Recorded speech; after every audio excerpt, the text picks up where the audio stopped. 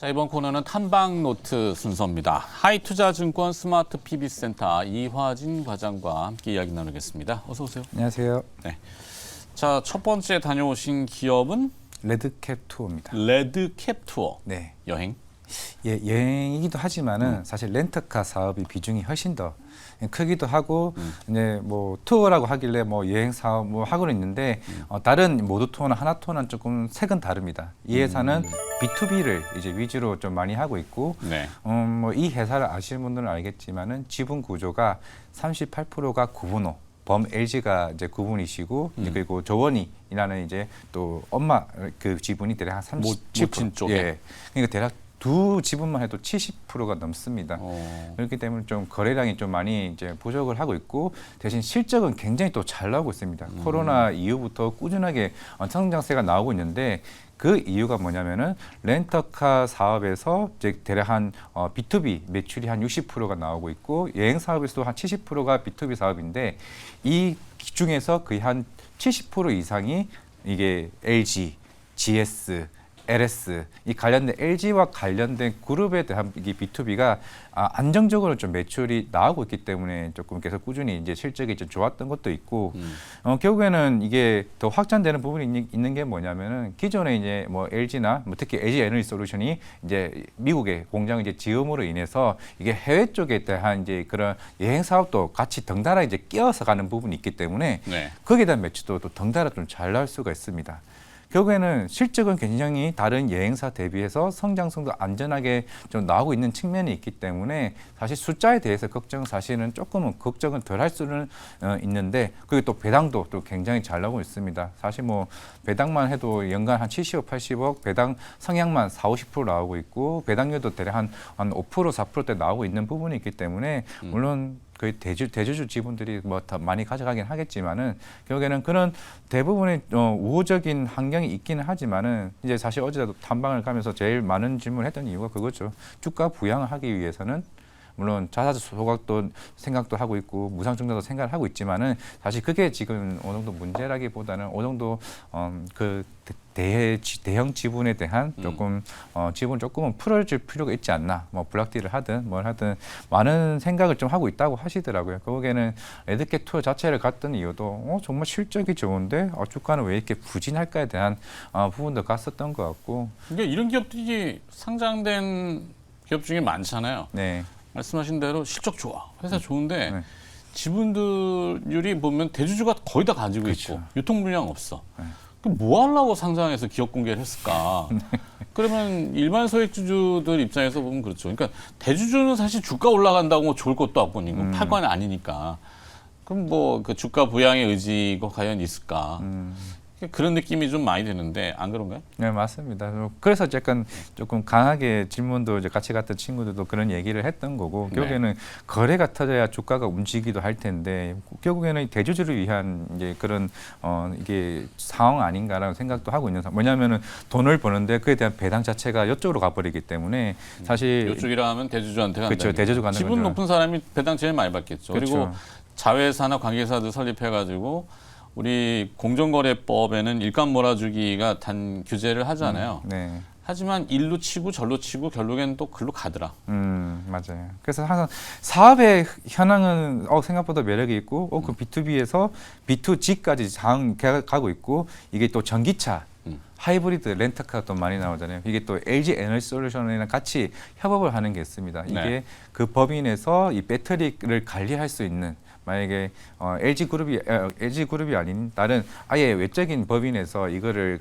총무팀이나 여기서 관리를 할 수 있는 시스템까지 다 있기 때문에 이런 시너지 효과는 참 좋은데 계속 이제 머릿속으로는 주가 부양 이런 흐름이 계속 나오고 있는 좀 상황이지 않을까 생각을 하고 있기 때문에 결국에는 물론 최근에도 IR 또 볼까 기간 미팅도 좀 많이 하고 있는 것 같기는 한데 결국에는 네. 주가 부양을 위해서 생각은 하고 있는 것 같다라고 생각을 하고 있는데 그거는 심지어 대주주분들도 인식은 하고 있다라고 좀 생각을 하고 있습니다. 이게 결국은 배당률이 생각만 하고 있다. 예, 사실 뭐 거리랑 오늘 540주 어쩌란 얘기인가? 사실 구본호 그 범 LG가 그 옛날 이력을 보면 조금 옛날 좀 이슈도 있긴 합니다. 있긴 하긴 있지만은 그러면 이런 기업들이 보면 나중에 주가가 쓱 올라가면은 우리 얼마 전에 터졌던 뭐 주가 네, 조작, 맞아요, 맞아요. 거래량 없고 대주주 지분율 높고 회사는 좋은 거 같고 배당은 많이 해줄 것 같으니까 장기 투자 종목으로는 뭐 이렇다. 예. 그럴싸한 설득이지만 결국에는 주가를 인위적으로 수급으로 가격을 올려놓는 병폐가 생기잖아요. 그렇죠.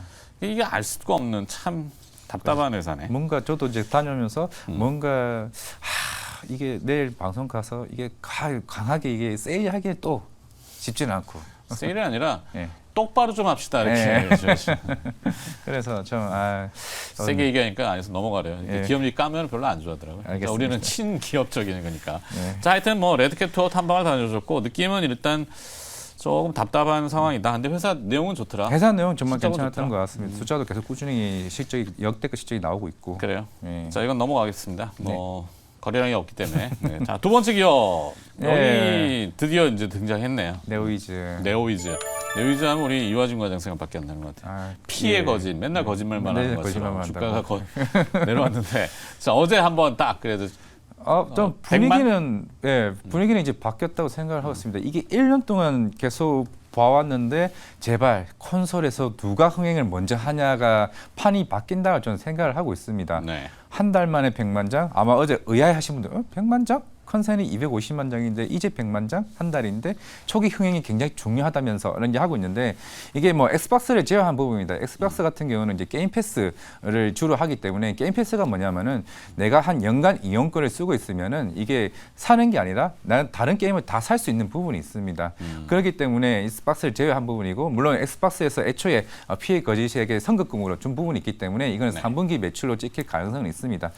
플레이스테이션과 이제 PC 게임이 덩달아 이제 얼마만큼 매출이 나올 거냐 이제 보고 있는 건데 이게 올해 지금 대부분 증권사 올해 컨센이 연말까지가 130만 장인데 지금 한 달 만에 일단 100만 장이 일단 나왔다는 부분이 있고 항상 1년 동안 얘기해왔던 건 탈중국을 준비하고 있는 우리나라 K 게임 업체들 결국에는 북미, 유럽, 일본 시장이 가장 큰 콘솔 시장인데 지금 독일에서도 3위 안에 들었죠. 그리고 일본 그리고 북미에서도 1위부터 3위까지 들어온 부분이 있기 때문에 네. 생각보다 단기간에 좀 성공을 했다. 그렇게 선거를 했기 때문에 결국 컨센의 250만 장은 내가 볼 때 무리는 없을 것으로 보이고 있습니다. 결국에는 K 게임도 된다. 우리도 이제 이쪽에 콘솔 시장에 우리도 이제 충분히 여력이 생길 수 있다라고 생각을 하고 있기 때문에 그러면 이제 11월 2일 날 열리게 될 NC소프트 쇼케이스, 그 다음 달 지스타. 그러면 사실 그동안 낙폭 과대로 종목들이 점차적으로 여러 섹터들이 올라왔던 만큼 네오이즈도 이제 K 게임이 이제 콘솔 시장에 들어왔으니까 그러면 차후에 나올 차기작 오픈월드 슈팅 게임도 지금 준비 중에 있습니다. 네오이즈는 네. 그렇기 때문에. 이미 K 게임에 대한 이력이 있는 만큼 이제 네오이즈는 이 정도 충분히 성장할 수 있는 발판을 좀 마련했다라고 생각을 하고 있기 때문에 그리고 이제 NC소프트 그리고 넥슨 게임즈 그 내년에 펄어비스까지 그만큼 K 게임에 대한 이제 섹터에 대한 분위기가 좀 판도가 좀 뒤바뀌지 않을까. 그러면 충분히 외국인 수급이나 이제 펀드 매니저들도 좀 생각을 이제 달리할 수 있는 부분이 되지 않을까 좀 생각을 하고 있습니다. 차기작에 대한 기대감. 네. 지금 피해 거짓은 어느 정도 이제 제 궤도에 올라오는 것 같긴 한데 네. 이화진 과장도 이제 게임 좋아하시잖아요. 네. 네. 저도 온라인 게임, 모바일 게임을 하는데 에이지 오브 오리진이라는 게임을 좀 해요. 아시나요? 네. 아니요. 오리진 네 알고 네, 있습니다. 알고 있어요. 네. 계속 뭔가 결제를 유도해요. 늘 제가 말씀드리지만 일본 업체가 만든 게임인데 야, 이 게임에서 대박 나겠구나. 글로벌 참여들이 다 들어와 있더라고요. 네. 우크라이나 분도 계시고 하다못해 중동 분들도 계시고 그 안에서도 전쟁합니다. 그런데 이렇게 늘 관찰하는 관찰자 입장에서 보는데 차기작이 과연 성공을 할 것인가 이게 중요할 것 같아요. 네. 네오이즈의 차기작은 혹시 뭐 준비되는 게 있나요? 지금 이제 지난 단방 갔을 때 물론 아예 일정이 2025년이 될지 26년이 될지 모르지만 워낙 이 게임은 콘솔 자체는 이제 그 고사양에 대한 그래픽을 만들기 때문에 시간이 언제 될지는 모릅니다. 여기에는 먼저 나올 게 NC 소프트의 LLL인데 이게 오픈월드 슈팅 게임입니다. 네. 사실 슈팅 게임을 웬만하면 좀 성공하는 좀 성향도 있고 특히 오버워치와 같은 블리자드에서 만든 그런 게임이 있기 때문에 이미 한번 트레일러 영상이 NC소프트에서 만들었기 때문에 굉장히 좀 기대감이 크다라고 하게 되면 그러면 네오이즈는 이런 이번 피해 거짓이 성공적으로 마치고 나면서 그 다음에 차기자 날 오픈월드 슈팅 게임 자체가 그만큼 기대감이 좀 더 클 수 있는 얘네들 생각보다 게임 잘 만드네 이런 이미지가 좀 나올 수 있기 때문에 왜냐하면 지금 NC 소프트뿐만 아니라 펄어비스도 대략 한 2024, 26년에 좀 준비 중에 있거든요. 그만큼 슈팅 게임이 어느 정도 이런 콘솔 게임에서는 조금 경쟁력이 충분히 살아남을 수 있는 어느 정도 안정적인 게임 판매량을 좀 가질 수 있는 부분이 있기 때문에 그건 대신에 그만큼 고사양도 요하기도 합니다. 그만큼 이 총싸움이라는 게 그만큼 좋은 탄알이나 이런 부분도 그래픽 굉장히 중요한 부분이 있기 때문에 좀 이제 본격적인 이제 경쟁 자체로 좀 가는 부분이 아닌가. 그만큼 장르에 대한 다양성으로 인해서 좀 경쟁하는 부분이 있는 것 같습니다. 좋습니다. 자, 네오위즈 그렇고 그다음에 마지막 세 번째 기업 봐야죠. 두산 로보틱스. 두산 로보틱스. 네. 네. 두산 로보틱스는 뭐 한 내년 한 2분기? 한 1분기쯤에 흑자 전환될 것으로 보이고 있는데 이제 그렇죠. 사실 뭐 이제 대기업발 정책적인 모멘텀은 사실 저는 이게 2차적인 큰 상승을 가는 건 좀 무리라고 생각을 하고 있습니다.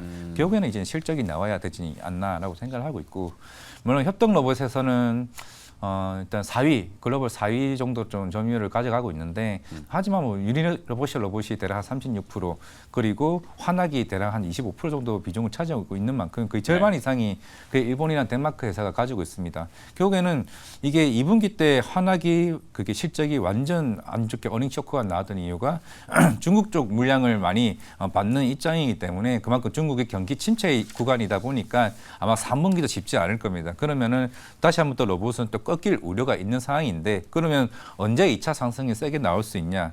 물론 두산 로보틱스는 최근에 이제 교촌 치킨도 들어가긴 했지만은 결국에는 이게 북미 쪽 시장에 얼마만큼 성장이 더 커지냐가 중요할 것으로 보이고 있습니다. 결국 로봇이라는 게 인건비가 상승으로 인해 대체제로 지금 계속 협동 로봇이 나왔던 건데 최근에 인건비의 상승이 점차적으로 둔화되게 되면서 이제 협동 로봇의 수요도 점차적으로 빠지는 구간이 있는 상황인데 그거는 이제 결국에는 그 성장이 멈춘다는 건 아닙니다. 결국에는 내년 한 2분기 적어도 3분기까지 지연될 수 있다는 우려도 좀 이거를 염두에 두고 좀 접근해야 된다는 생각을 하고 있고 결국에는 두산 로보틱스냐, 레인보우 로보틱스냐, 뉴로메카냐 어디든 먼저 흑자가 전환되는 시점이 결국에는 협동 로봇도 점차적으로 시장 규모가 커지고 있고 매출도 영업이익도 점차적으로 올라갈 수 있는 성장 모멘텀이 되고 나는 흐름이 나왔을 때가 저는 2차 좀 성장기라 좀 생각을 하고 있기 때문에 네. 그 흐름이 저는 내년 2분기쯤이 좀 보고 있습니다. 내년 2분기.